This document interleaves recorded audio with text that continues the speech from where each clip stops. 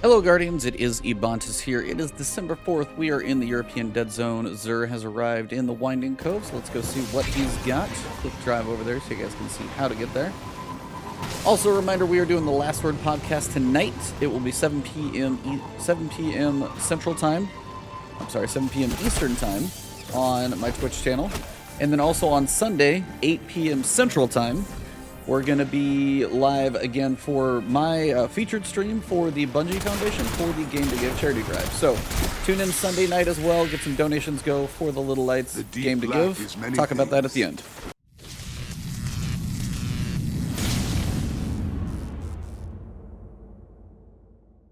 Alright, quick reminder, the exotic engram will not get you new exotics. Those are only coming from the Lost Sectors. Older exotics, though, pretty much anything you might be missing, I'm not missing much, should be in here, so it's a chance at old stuff, or if you have all the old stuff, it's a chance at a piece of armor with a random roll, so you might as well roll the dice if you have a good amount of shards. I have too many, so I do this every week. But let's see what he's selling.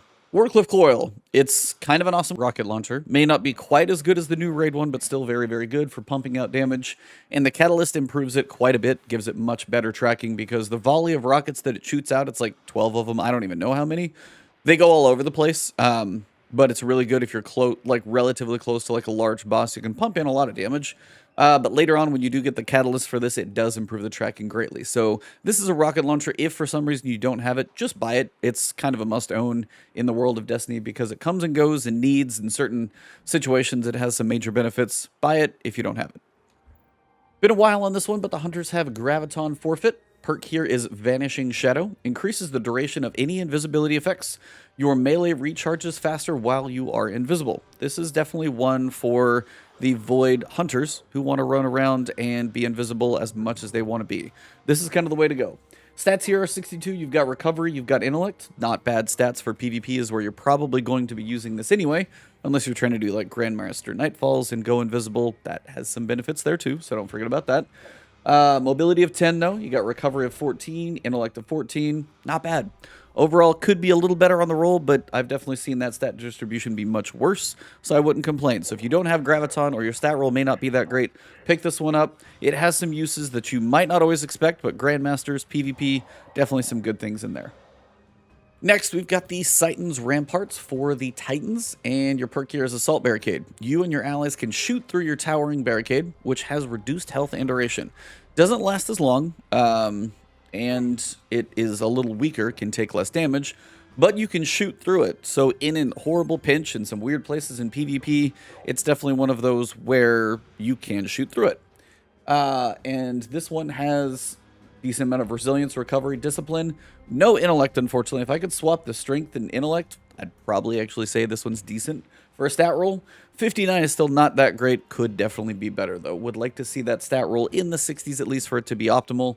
But again, resilience is a good thing for Titans, especially as it's very related to your barricades. So at least that stat's not trash. So that alone might make you consider buying this piece if your other stat roll may not be that great.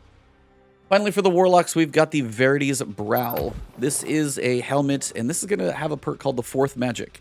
Energy weapon kills grant death throws, which provide a bonus to damage of your grenades and grants you grenade energy.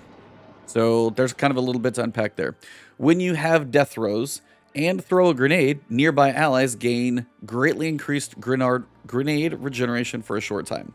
So two major things going on. If you get an energy weapon kill, you get death throws, which provides you bonus to the damage of your grenades and also grants you grenade energy. So if you like grenade builds on a Warlock and you like an energy weapon especially, this is a good pairing. Other piece here is while you have that perk up and you throw a grenade, your allies nearby are going to get a boost to their grenade regeneration as well. So overall, if you like grenades as a Warlock, this is kind of your jam. Check it out. Kind of cool. Perks, here we've got 60, 14 on Intellect. I wish Discipline was higher because this is like very much based around grenades. If it was at least 10, it would be one tier, but it's 9, so I wish this was higher. Mobility 15, Resilience 50, or Mobility 12, Resilience 15, those are kind of throwaways for a Warlock. Overall, kind of cool exotic if you like grenades, so check it out if you haven't used it before.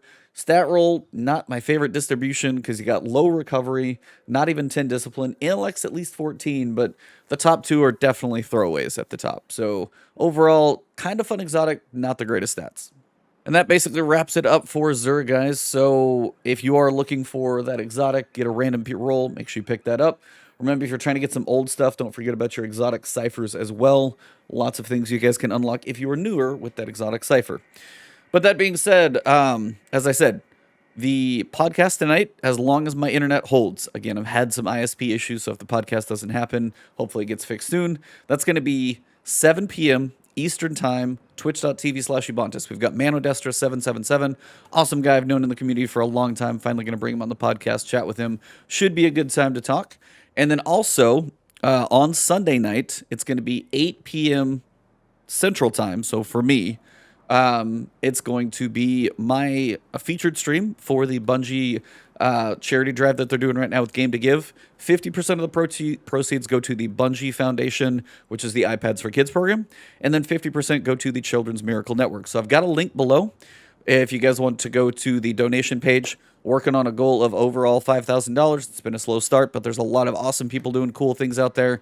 I think the global community has done over $500,000. So if you can donate anywhere, awesome. I'm going to get some incentives up before I do my charity stream, and that will be running for 1 more week. So if you don't catch it now, you've got between now and December 13th to try and get some donations in there. So if you've got the money, you've got a little extra funds this holiday season, put some towards the little lights. It's always going to awesome causes. So thank you all very much. Have a good one, and I will see you guys hopefully tonight on Twitch. You can also find me on Twitter, and if you're new to the channel, hit that subscribe button, that alert bell, and get my videos hopefully coming to your feed. If you enjoyed the video, drop a like below, and I will see you very soon.